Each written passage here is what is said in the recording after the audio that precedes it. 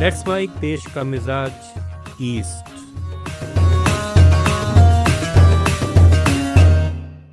का मिजाज, आइए जानते हैं भारत के पूर्वी राज्यों यानी ईस्टर्न स्टेट्स के कुछ खास समाचार। बिहार कांग्रेस अध्यक्ष राजेश राम ने आरोप लगाया कि मतदाता सूची अपडेट करने के नाम पर चुनाव आयोग वंचित समाज के मताधिकार को छीनना चाहता है। राम ने कहा है कि मतदाता सूची अपडेट करने का कार्यक्रम आनन फानन में चलाया जा रहा है और इससे युवा, दलित, गरीब और अल्पसंख्यकों के नाम वोटर लिस्ट से हटाने की साजिश चल रही है। उन्होंने कहा कि अपडेट के नाम पर उन्हें आगामी चुनाव में मताधिकार के प्रयोग से वंचित रखने की साजिश चुनाव आयोग कर रहा है।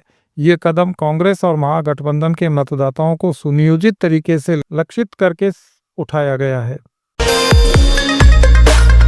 बिहार के पूर्व मंत्री और राष्ट्रीय जनता दल अध्यक्ष लालू प्रसाद यादव के बड़े पुत्र तेज प्रताप यादव 30 जून से जनता दरबार लगाएंगे। पूर्व मंत्री तेज प्रताप यादव ने जनता दरबार लगाने का ऐलान किया। उन्होंने कहा कि उनके घर पर शाम 6 से लेकर रात 8 बजे तक ये जनता दरबार लगाया जाएगा। जनसुराज के संयोजक प्रशांत किशोर ने एक बार फिर नेता प्रतिपक्ष तेजस्वी यादव पर हमला बोला है। प्रशांत किशोर ने कहा कि कलम बांटकर 9वीं फेल आदमी बिहार का राजा नहीं बन सकता। उन्होंने तेजस्वी यादव के कलम वितरण अभियान पर तंज कसते हुए कहा कि उसी कलम से वे खुद 10वीं की परीक्षा पास कर लेते ताकि युवाओं को भरोसा होता। प्रशांत किशोर ने यह भी कहा कि जो पढ़े लिखे युवा 10-15 साल पढ़ाई करने के बाद भी बेरोजगार हैं, उनके सामने एक 9वीं फेल नेता का बेटा बिहार का राजा बनना चाहता है।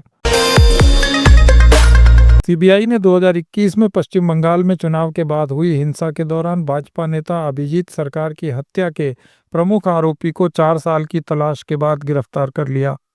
आरोपी मामला दर्ज होने के बाद से फरार था।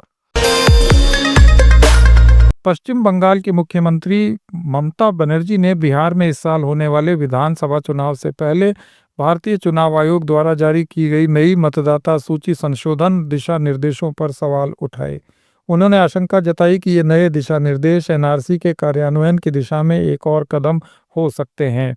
उन्होंने दावा किया कि हालांकि ये नए दिशा निर्देश बिहार विधानसभा चुनाव से पहले जारी किए गए हैं, लेकिन इनका मुख्य लक्ष्य पश्चिम बंगाल है, जहां अगले साल चुनाव होने हैं। छत्तीसगढ़ में आर्थिक अपराध अन्वेषण शाखा ने तेंदूपत्ता बोनस गबन मामले में 11 लोगों को गिरफ्तार किया। सुकमा वन मंडल के तत्कालीन डीएफओ ने कथित तौर पर अपने पद का दुरुपयोग किया और वन अधिकारियों और सुकमा में विभिन्न प्राथमिक लघु वनोपज समितियों के मैनेजर्स और पदाधिकारियों के साथ मिलीभगत कर 7 करोड़ रुपए का बड़ा हिस्सा हड़प लिया। इस राशि को 2021 और 22 के लिए तेंदूपत्ता इकट्ठा करने वालों को पारिश्रमिक के रूप में बांटा जाना था। मामले की जांच के दौरान ईओडब्ल्यू ने 4 वनकर्मियों और 7 प्रबंधकों को गिरफ्तार किया। झारखंड हाईकोर्ट ने पेपर लीक के मामले में परीक्षा एजेंसी विंसेंट टेक्नोलॉजी को ब्लैकलिस्ट करने के जेएसएससी के आदेश को रद्द कर दिया है। कोर्ट ने एजेंसी को 2 लाख रुपए हर्जाना देने का भी आदेश दिया। अदालत ने कहा कि सिर्फ पुलिस रिपोर्ट के आधार पर किसी कंपनी को हमेशा के लिए ब्लैकलिस्ट नहीं किया जा सकता। कोर्ट ने आयोग को आदेश दिया कि कंपनी की 61 लाख रुपए की बैंक गारंटी और 2 करोड़ 90 लाख रुपए के बिल का भुगतान 7% ब्याज के साथ 1 महीने में किया जाए। अगर कंपनी की सिक्योरिटी मनी जब्त की गई है तो वो भी लौटाई जाए। ये थे आज के पूर्वी राज्यों के खास समाचार। लेटेस्ट अपडेट्स के लिए जुड़े रहिए लेट्स माइक के साथ। It's time for news. It's time for more than radio. Presenting the first radio news app, Let's Mike. Let's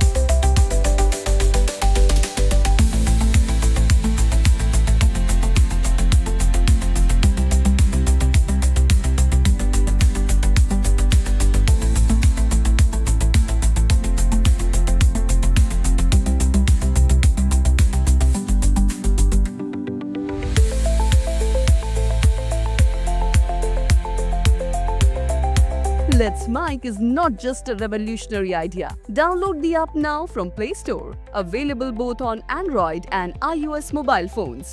Follow us on YouTube, Instagram, Twitter, LinkedIn, Facebook, Telegram, WhatsApp, Snapchat. Let's talk, let's connect, and let's Mic.